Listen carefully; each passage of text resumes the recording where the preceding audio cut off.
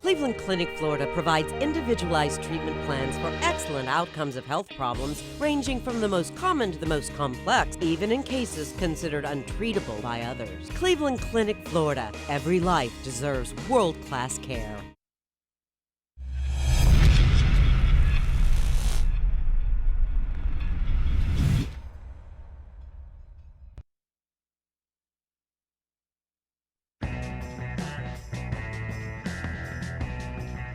Oh yeah, baby, here we go. Welcome to the KVJ After the Show Podcast. Okay. Whoop, whoop. Yeah, baby. Get it going.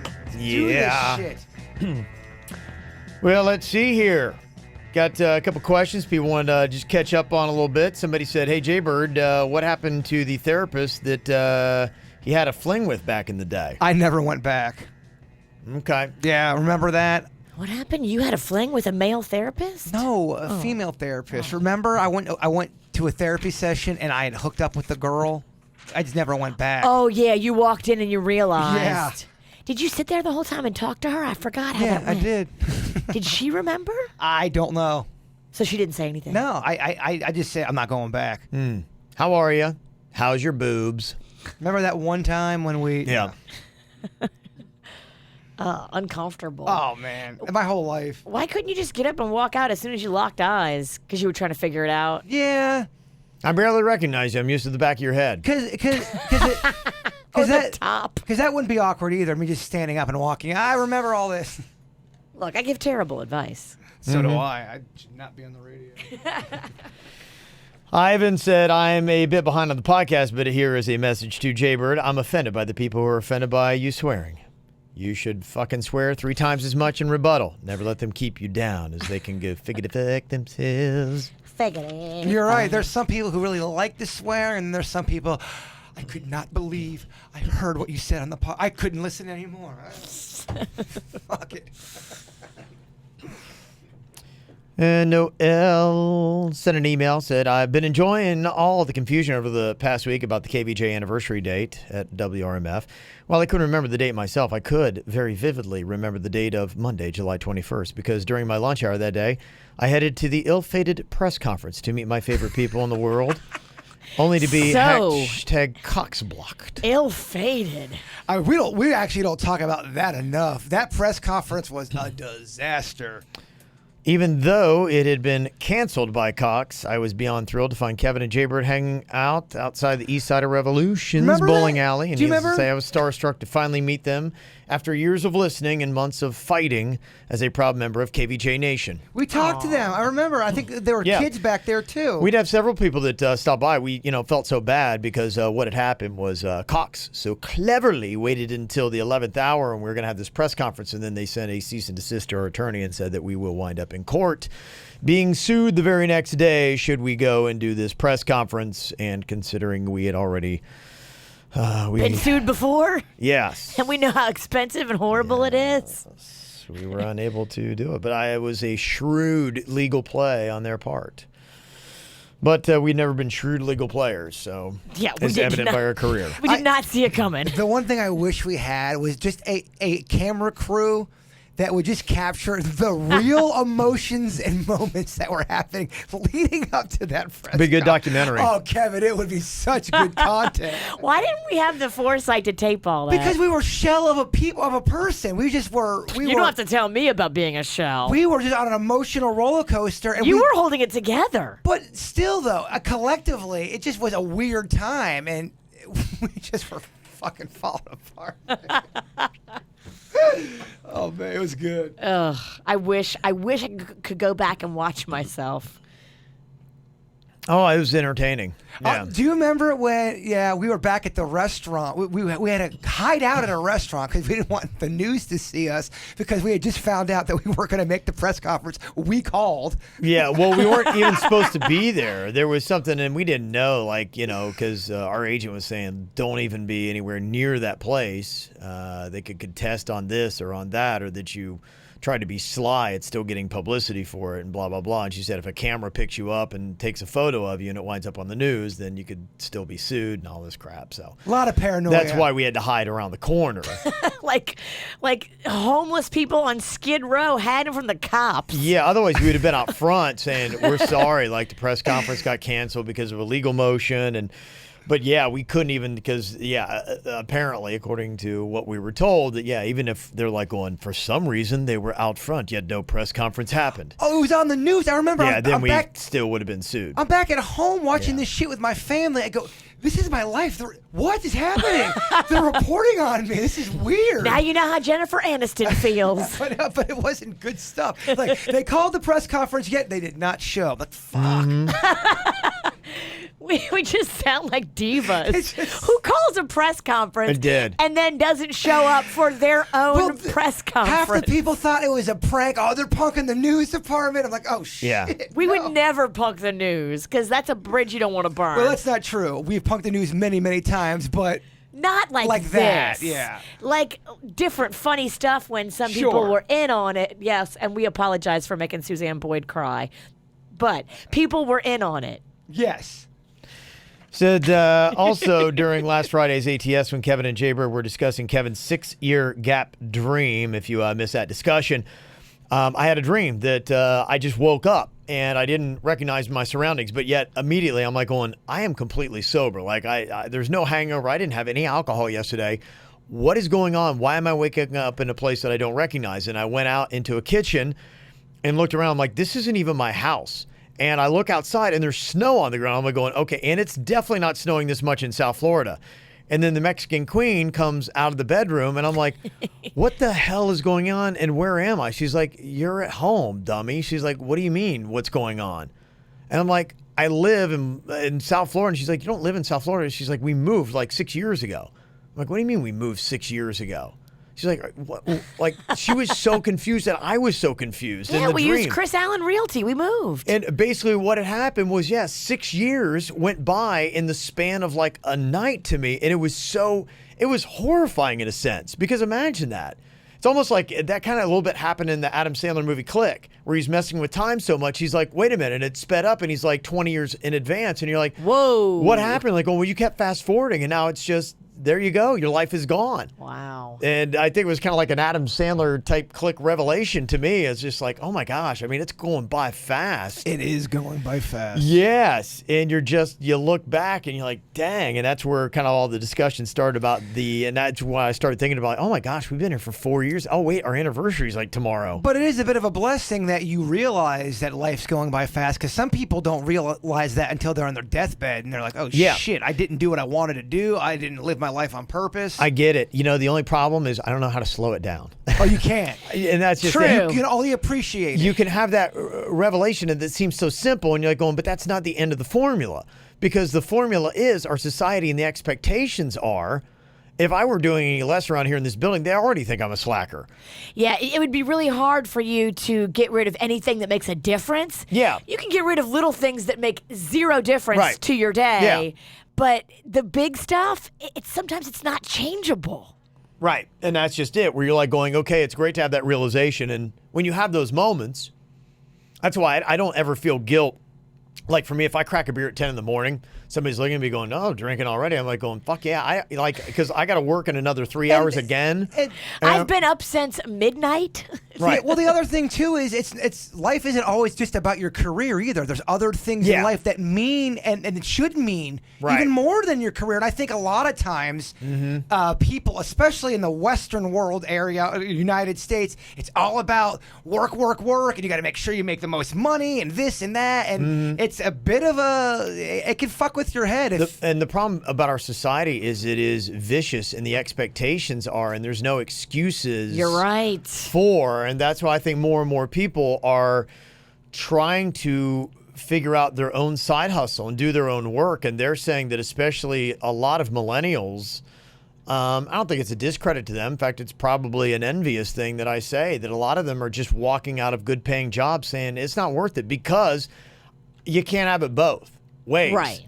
And because the expectations, they're like going, well, of course you work for us and you're expected to put in 16 to 18-hour days. Because other people are doing it. And if you don't, then someone else will. They will. You're right. It's kind of interesting, and I really hope for this. It's almost like there's always been, well, the next person will step up. But what if these companies got in a bind and there wasn't a next person to step up. And they're like, crap. They may then eventually have to start changing and saying, okay, we can't find anyone that is going to work these kind of hours and completely sacrifice their life and happiness. And I think it's something good that it's starting to flush back over society, people understanding and saying, I'm not going to settle for anything less than a good work-life balance. Well, if you're able to do that, some people have to work 18 hours because just for whatever circumstance that they're in. That's what I'm saying. The millennials are saying, fuck it. And they're saying, I am downsizing everything. They're living in tiny-ass houses. They're riding bikes everywhere. They're growing their own food. And they're saying, I will live on the bare necessities. And I Smile. I will make $25,000 a year now. And I will call my own shots and not have someone saying, you're going to put in 16 hours today. I get why someone would want that life. I totally get Yeah. that. I mean, but that's a person that, in my opinion, spiritually, they kind of, they look at the world a little bit differently. They are about being happy, genuinely happy. And I think what's happening is that group is growing.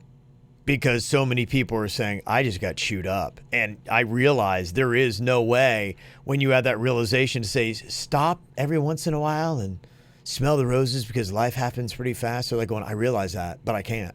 There's no way. I am on a train that I'm not driving, and it's bright line, and we're hitting people right and left. And the people we're hitting are my family members. And yeah, you're right. I'm running them over, and I can't stop it because I'm not in control. And it all depends on what kind of profession you want. I mean, if you're a doctor, I don't know if you do open heart surgery and you're always on call, and that's what you do for a living, and people expect you to do that. You probably can't, stop and smell the roses as much as somebody else. Those have probably always kind of been it. I think it's other industries that have kind of really grown over the last 20 years that people got into, whether it be tech or marketing. Entertainment field like for that. sure. And I think that some people were just like going, at a certain point, okay, it's isn't worth it because I'm going to have a life like Kevin's dream. And I'm going to be like, holy crap, man. And then you look around, you're like, where are my kids? And like, what do you mean they're not here? And so, I missed all that. And you're like, yeah, you missed all that. My kids hate me, and now they're going to have problems in their relationships because I didn't show them a good example of a healthy marriage. Well, awesome. Newsflash. All of your kids are going to have relationship issues. Sorry, parents. Yeah, so anyway, it goes on to say that I could totally relate to Jaybird's comment about trying to really be in the moment, and even while doing the show, trying to remember to be grateful for how good and sweet life can be. Since I'm with Kevin and thinking that Dave Grohl is one of the most talented frontmen ever, I thought I'd share something that he said in a recent Rolling Stone article about performing on stage that reminded me of Jason's observation. Dave Grohl said, and the quote is, there are nights where you're thinking about what toppings are on the pizza on the bus and whether you need to do laundry tomorrow. But when you launch into a song like Everlong, it immediately brings you back. We're not robots. What chokes me up is when I see people singing lyrics back to me with the same emotion. So if you hear me kind of giggling in the middle of a song, it's because I'm trying to not just fucking totally break down in front of everybody like a fool. Wow. Yeah, that's kind of cool. He's Get it, man. Yeah. Fucking music, man. Fucking music. Yep. What's wrong, Virginia? You look sad. I'm just sad for I don't know. I think about how busy I am and how. Do you have the Oprah music? I just wish I had more to give. Oh my God. To my babies. Are you about to break down and cry? No, I was just thinking about this yesterday, so it's really hitting home. When you have so much on your plate and then something has to suffer, does it mean that the thing suffering is the least important? Because I hope not. At the end, on your deathbed, what's going to mean the most to you? What's going to be the thing you look back and go, I should have done this or I should have done that? You're young enough now to correct it if you want, my friend. And I do. I was in the Gardens Mall last night because Mags wanted to go, and honestly, I hate them all. So I was there till 9 p.m., my bedtime, just so she could do what she had to do for some back-to-school stuff. But I'm like, okay, I'm sacrificing my sleep. I always say sleep is the most important. Here I am in the effing mall. Something's got to give. I don't know. Well, I think it's just looking at everything you got on your plate. She ends it with, I don't know, off the mic. That's what I do. I think sometimes you just have to look at it and you have to say, okay, what is right at the top? And yeah, putting your family first should be right at the top. And then you just start going down the list. And then there's a certain line you got to say, I got to draw right there. And you got to make some tough decisions, and you got to probably say some things that will bruise feelings. But like, hey, for my own sanity and for the quality of my life, I hold no apologies for. I need to cut these things. I mean, you're right, too. What you said earlier, that it's hard to have your feet in both worlds. You want to be a good family person. You want to be there for your friends, but you also want to crush it in your career. You're right. And no matter what career you are. That's the age-old tale, my friend. Very, Yeah. Very, very wise. Yeah. It's all about balance, and I haven't figured out how to balance. I think it's a struggle for everyone in life, Virginia, and it's probably a day-to-day realization and readjusting on a daily basis to make sure that that balance is true. So you need a 22-year-old life coach. Yeah. No, I'm just kidding. Is he hot? With a big dick. Oh, jeez. Big old dog. With a big dog. That's Big right. old dog. No. I'm talking about Suits. Be my life coach. Yeah. Yeah. Big dong suits. Yeah. Does Suits have a big dong? I don't know. It's huge. It's a good rumor to start. Has anybody here seen Suits' dong? I know I You have. seen how baggy he is in the pants? I mean, oh yeah, oh, not the front. That kid, without a doubt, he's measured his shit. Without a doubt, he knows his number, Yeah. Now, will he tell us? width and length. He's saying 14. I don't know what that means. 14. Yeah. Oh, he won't be single long. 14 inches, way overrated. His last relationship ended because his girl was hurt. I don't think women don't want to date a donkey, do they? She's still in the ER. I can't no more. I can't no more. 14, Way to too answer your much. question, is way excessive. Way and too long. Yeah. Going to be painful and going to be problematic. Thank you. But that being said, I think if guys were given the option, 90% of guys would take a 14-inch dick. I don't know if I would. I like being like the Rudy of penises, short and sweet, but a lot of heart. Yeah. Yeah. Heart always wins, right? That's what they tell you. That's huge. So you're in a place where you love yourself more than you love a big dick. I'm proud of you. It's growth. It is. It's not But growth not that in your kind pants. of growth. Yeah. It's growth.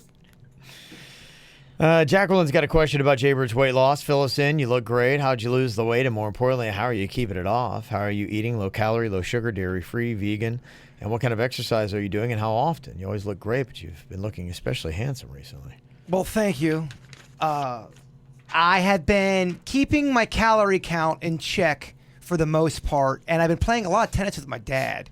Okay. Yeah, the tennis Good. and the tennis I think helps. And plus, you know, I get to spend time with my dad. That's good. That's fun. Yeah. I might be looking for a new workout That's concept here soon. I need to do a game while I'm doing cardio. 'Cause Yeah. I was trying to get on the old hamster wheel, and it's tough sometimes. If anybody's got any suggestions, let me know because I just found out the guy, my trainer, he moved on, started his own little business and just went on to other places in life. And so Kevin, I follow him still on social. he does great stuff, does great posts. Absolutely. And so he puts good stuff up still. But he hasn't trained me since last year. And the guy who owns my gym, who's a great dude, just sold it. And so there's going to be new ownership. And so I don't know what the future that I'll have with the relationship there with Busybody.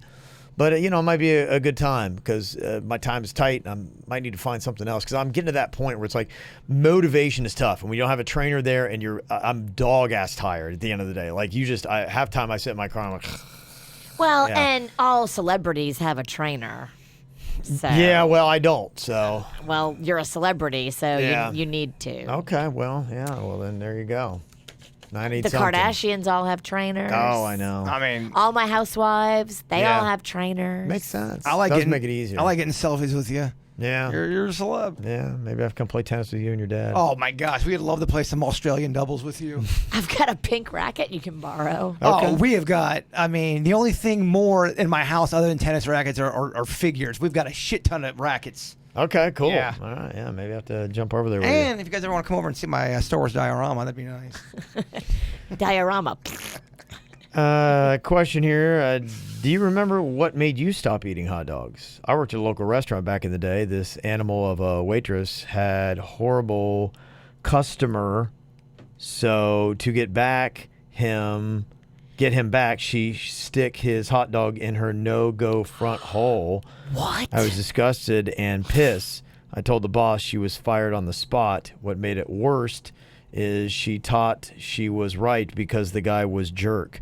But it made me think how often people do things to your food. I very rarely eat out because of this woman. To this day, I can't eat hot dogs. You can't be a jerk when you're out there dining and people are serving you because of servers like that. There's always going to be loose cannons in the restaurant. Why would you make the person handling your hot dog upset? You want that person to be as happy as possible while they're touching your food. She is so right, because I know of at least 3 people. And these are people that worked in not these little mom and pop restaurants, like restaurants that are chain restaurants. You think there's no way this would happen. If someone would piss them off, this one guy said he would take the burger and take the cheese off, spit underneath the cheese, and then mush it down so the person would have no idea that there was spit in there when they were an asshole. See, that right there. I mean, that's the kind of people that you can't help but have. They're going to be in the kitchen. You can't fight that. What you can fight is your desire to be a dick. Don't be a dick. I just wonder how many times, and not because you're being a dick. I think sometimes people just are weird and they'll do shit to food. I wonder how many times weird shit's really gone down on food. Now that you can't help. If someone just wants to be bizarre and you're being sweet and they're messing with your food, you can't stop that or predict that. Do you think in the history of me getting delivery and I've gotten a lot. You know, I don't want to brag about my stats on that. We know they're pretty hefty. Do you think there's at least one time someone did something unspeakable to my food? Absolutely. Because here's the problem. I can tell you all the times we did. Not only are you a frequent flyer. That's the only ones I know for sure. You're Jason from the radio, and people do know who you are. And so when they show up with your delivery food, they've already been back at the restaurant preparing your pizza, licking your pepperoni. I was like, oh, it's going to be so funny, man. It's going to be so funny. I put my fucking taint on his fucking hoagie. And you remember that Christmas fudge we gave to you last year? It was delicious, though. Oh, fuck. You know what? Oh, well. If I got a couple of hairs, that's the It worst. had nuts on top, but it also had Kevin's nuts on it in preparation. I'd be okay if it was Kevin's nuts. I know this cat. Yeah. Not You'd bad. probably Very like clean. it. I know those Very nuts are clean. Yeah. Jenna said, I got to share on the weirdest cereal combo on my vacation. My parents and my dad just made his cereal for breakfast, which he eats every morning. Ingredients are Raisin Bran, All Bran, palmetto honey, blueberries, strawberries, rice milk, and whipped cream. Ooh. All right. There's a photo I of do it. not hate that. That's interesting, right? If you mix that up really good and get that whipped cream in there, I think that could be wonderful. Just don't let the whipped cream stay out longer than 20 minutes. It smells like throw up after. He's right. It's the truth. He's super pie. I mean, this man knows about leaving whipped cream on the walls of a workplace. Thank you very much for the respect. Yeah. Let me see. Just to let you know, Lagunitas Brewing introduces a weed-infused brew, the first of its kind. Yeah, that's the company my boy Bigfoot works for. Yeah, Lagunitas. good stuff. It seems like they are popping up everywhere now. And he is so cool. I texted him yesterday. He's donating all free beer for the Little Smiles Volunteer Bash coming up this month. Awesome. So all the Little Smiles volunteers will get a day of free beer. Smart courtesy. promotions. Yeah, he does a great job. Thank you, Lagunitas. Also, Tariz says, catching up on the podcast, cringing at Kevin's recommendations for the listeners who want to visit Savannah. Kevin, my friend, save this for next time someone asks you. You stayed at the Hyatt on Hutchinson Island. Okay. You crossed the Savannah River to get to River Street, which is a great place to hang out during the day. You visited City Market. This is great for nightlife. Recommend people to eat at Belford's there. I talked about Vidi Van Gogh, I think is the name of the place, the pizza place where that waitress threw the guy down who grabbed her ass. For lodging in Savannah, there are tons of hotels on the river, including the Westin. For a downtown stay that is rustic but away from River Street, recommend the DeSoto, which is a few blocks away. All of downtown has squares named after war people. Please do not confuse these with City Market. You'll have to Google which square the Forrest Gump bench is in because I cannot remember. Actually, I think they've taken it out. I think they do a tour and they say the bench would have been right here.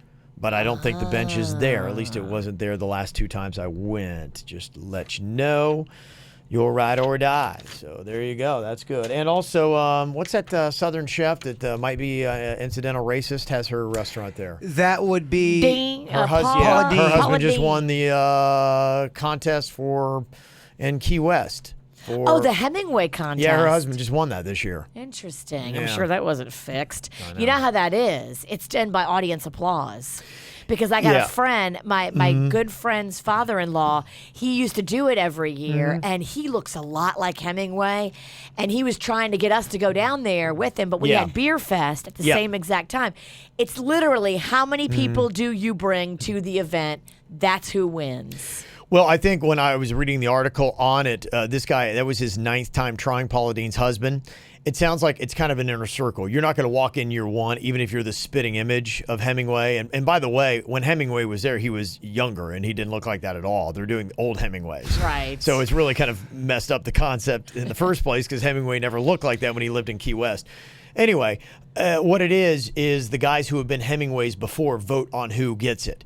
And so a lot of it is political. If you kiss ass for 9 years like he did, then maybe it'll be your turn to get it. Well, then the fix is in. Yeah, because Paula Deen's husband, I was like, even what the standard... He didn't even look like him? He looked more like Santa than Hemingway. So, yeah, but I think that's what it is. You got to get into the club. And for almost a decade, he's been down there kissing ass and showing up. And then finally he got his turn to be the Hemingway guy. And so now next year he gets to vote on who it's going to be.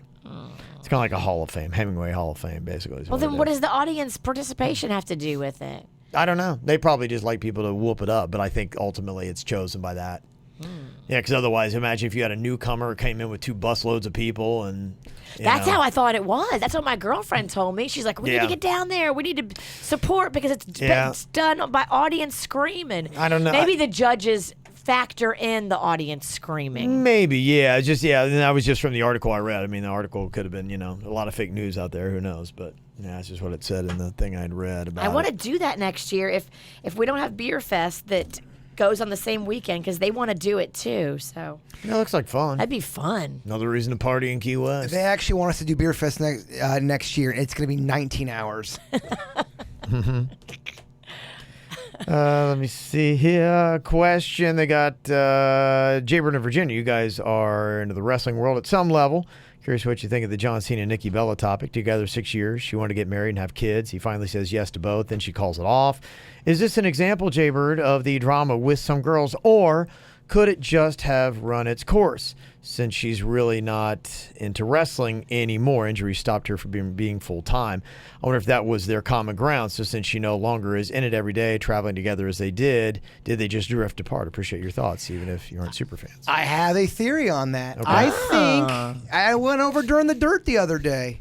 You don't remember, do you, Virginia? Tell me again. So I think that she loved John Cena. I think she put it all in the one basket for that guy, and she really wanted a family. She wanted marriage. She wanted the whole deal, and he didn't want that, and he expressed that. And I think that did hurt her. They broke up. She had time to clear her head, because when you go on a break sometimes, you start to see things differently. Absence, you need that absence sometimes. And I think she's like, you know what? There's a lot of people who probably want me. They like me. They would love to spend 9 out of 10 guys. Yeah, so I don't need John Cena.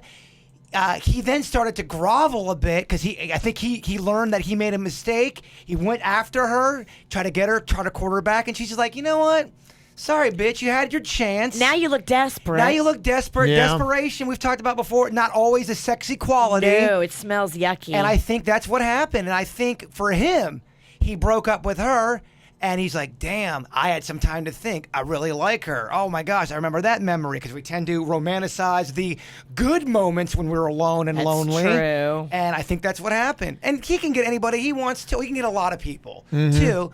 But I think he realizes, oh, shit, I do have some feelings for her, but I'm also a big-time wrestler. And then he said, bitches be crazy. She wasn't. What did I do? But, yes, to answer that question, I think she was a little scorned after. Rightfully so. And there we are. Samantha said, Kevin, work question. How do you deal with coworkers in general, not J and V, who just don't pull their weight?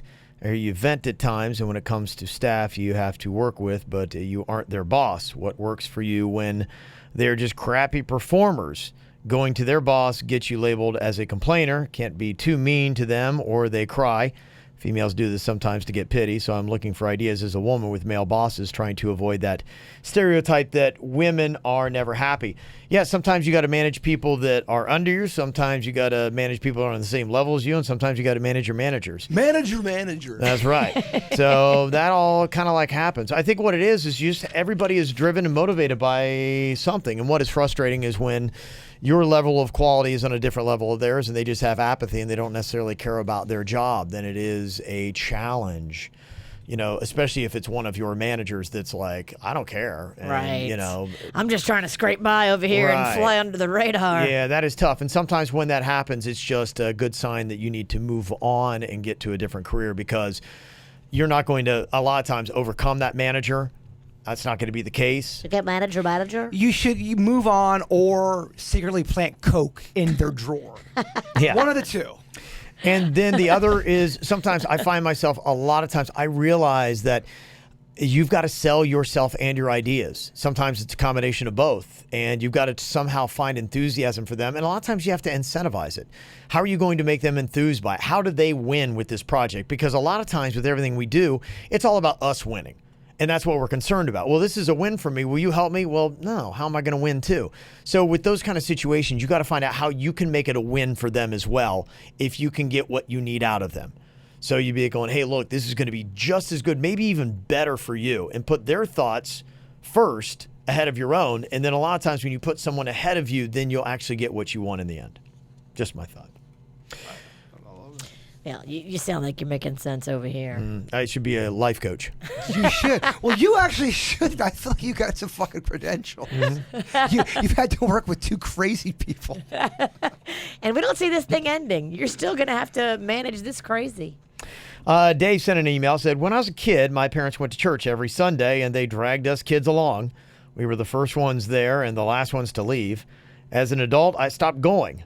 The church I went to was too full of hot middle-aged women who were there to look sexy and show off their expensive fashion.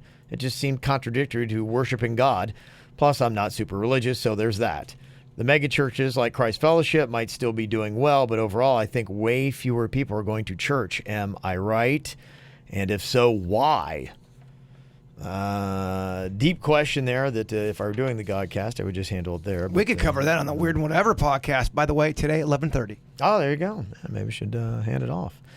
I think probably there are many reasons. I don't know the actual numbers. I think church attendance is down a little bit, across the country and definitely in the world. There are some places, and especially I think it's in Europe, some European countries really have seen major drop-offs with church attendance. And, honestly, I think a lot of it, first off, is the church overall has kind of done a bad job of addressing the needs of today's society. I think that they got into a bad rut and they were worried about the wrong things and maybe condemning people instead of loving on people and saying, hey, the church should fill a role in society to, feed the homeless and people that need food. And I mean, those are the things that the church should really do and help people in distress. I think too, there's been some major scandals from just the 80s on involving churches. And I think for a lot of people, their point of view is, hey, look, I can believe in God. I don't have to go to church to believe in God, which is very true. You do not have to go to church to practice spiritualism or any kind of thing. Yeah.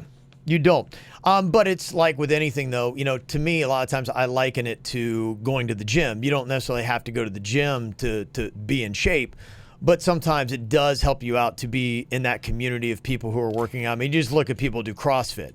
You're likely to be in better shape physically if you're in a group of people that are motivating you and have like interests than if you're out there trying to do it on your own. I completely agree, but I was just answering the question of why some people would not go to church. Because I've heard people talk about it before, saying, look, there's too many scandals and too much stuff and I can't buy into that, but I can buy into this on my own. When I was in the church was too interested in condemning people. And people felt like they were going to be judged if they went to church. And the priorities, that's what I'm saying, was skewed. They should have been like, look, we don't care how you look, what you are, what's going on, what you've done. That's not even our concern, If you're talking about the Christian church, which I belong to, Jesus forgave everybody. So it's like going, you can come on in. We don't care. And people didn't feel that. And so the church really was not in line with what they should have been doing. And then, of course, when those church leaders messed up, then people are going, what fucking hypocrite, really? Like, you're condemning me and then you just turned around and did that? Oh, okay. I get it. Notice how the sinner in the room's real quiet right now? Oh, yeah. I'm planning on sinning tonight. She's over there praying. For my soul. Yeah, and I think, too, from my observations, too, people are very distracted today. There's technology and there's an increasing demand with kid activities. Kid activities are not the same as when I was a kid. And not to mention... Travel softball, I know. Church is great. But at the end of the day, it's also a business, and you have seen so many churches pop up. There's more churches to go to, too. So there's a lot of competition, Possibly. and now it's almost kind of like the market's watered down.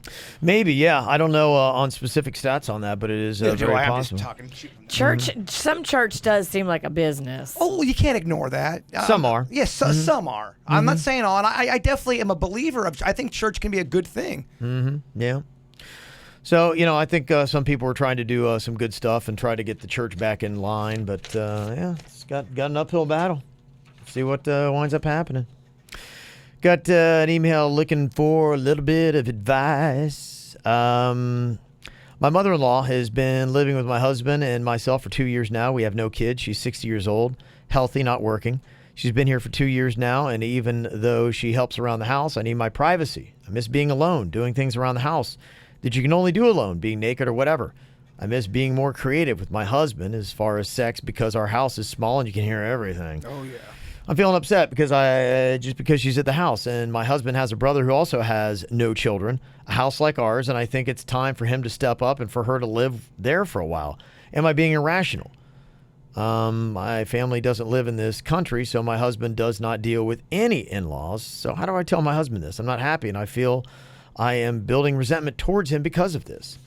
Well, if you are, then you've got to have a conversation and, maybe you can come to some solutions. And right away, you're pegging the solution that she's got to get out. Maybe there are other solutions in the meantime, but, just talk to him and kind of make it, hey, you're married, so make it part of his problem. I mean, honestly, I look at my wife's problems as my own and be like, okay, I need to help you solve it. It's family. Yeah. You learn to deal with it. I just now, because my dad's living with me, I just masturbate in silence. No noise, no whimpering. That should be the name of your next movie. Masturbate in silence. It's a good album cover or a good album name, too. I don't know. There's a lot to do with it. Masturbate in silence. And not very successful, by the way. I tried. You can't help Hey, it. I'm Italian. We're very loud. Yeah. In fact, I think I got the first track. It is a tune called Rip It Up. Oh, Yeah. This is going to be now. This is the jam me, Panda, and Denny's were working on. It's a very rough cut. It's a demo, and this is just us fucking around in the studio. I think Panda's got a very nice voice. Yes, I've told him that. I would love for him to explore his musical side because he's a way better singer than any of us. And we get up and lead karaoke, and he should be leading karaoke. He's great, but there were some drinks flowing, and it's a little vulgar. Just wanna, if you've got Do you have a name of the band? Is there a name for the band, or is it 3 fuck faces? No, I don't know. I have no idea. from the album Masturbating in Silence? I was out of town on Saturday, and so this is what Panda did to pass the time. Even though he was supposed to clean out the garage did not get cleaned out. Rap song did get made. Yeah, the garage not clean, but the new the new song "Rip It Up." Oh, thank goodness. I can't wait to hear Rip It Up. We took the cheesiest picture and put it on social media. People thought we were being serious. Really? Well, here it is, ladies and gentlemen. It's Rip It Up by 3 Fuckfaces on 97.9 WRMF. The world debut. Hey, Panda, are we about to rip shit up? Hell yeah, Jay-Bird, we gonna rip it up. Hey, Jay-Bird, are we about to rip shit up? Fuck yeah, yo, Denny's, turn that shit way up. What up, bitches? Turn up the volume and listen. We about to explode like a nocturnal emission. Me and this motherfucker been friends for years. I wanna bang Billy I Joel. wanna bang Britney Spears, it's true. I don't know what to say. Caught red-handed just the other day. When V's out of town, the Panda will play. Fucking shit up with Denny's and the VMK. I love food, But here is the catch. I eat pizza way better than I eat snacks. Panda got a dong bigger than King Kong. It's long, you gotta see this thing in a thong. Damn, bird, you got away with words. Have you heard? We about to go berserk. I'm a dad, in charge of 2 kids. I got a hot-ass wife that likes to party a bit. On the mic, I flow like a UFO. And at night, I fuck like a gigolo. I'm in the lab. Oh, yeah. Trying to scratch that itch. What's my favorite line? It's Panda, bitch. I got a gray beard just like a billy goat. And a set of testicles that hang super low. We fucked up some food. We fucked up some snacks. Panda and Bird spitting truth on this track. Hey Panda, are we about to rip shit up? Hell yeah, Jay-Bird, we gonna rip it up. Hey Jay-Bird, are we about to rip shit up? Fuck yeah, yo, Denny's turn that shit way up. Wow. Okay, it's kind of worth a dirty garage. Yeah. I gotta say. I There you enjoyed go. it. Am I too inside? Oh, you have to like it because I do. If you don't though. If you hated it, you'd be like, Panda, stop. I'm a fan. Just some friends fucking around. It's fun. All right. Well, That was there fun. you go. There you go. That is it. Thank you for tuning in here today. Get those emails to us, mail@kvjshow.com. Goodbye. Cleveland Clinic, Florida provides individualized treatment plans for excellent outcomes of health problems ranging from the most common to the most complex, even in cases considered untreatable by others. Cleveland Clinic, Florida. Every life deserves world-class care.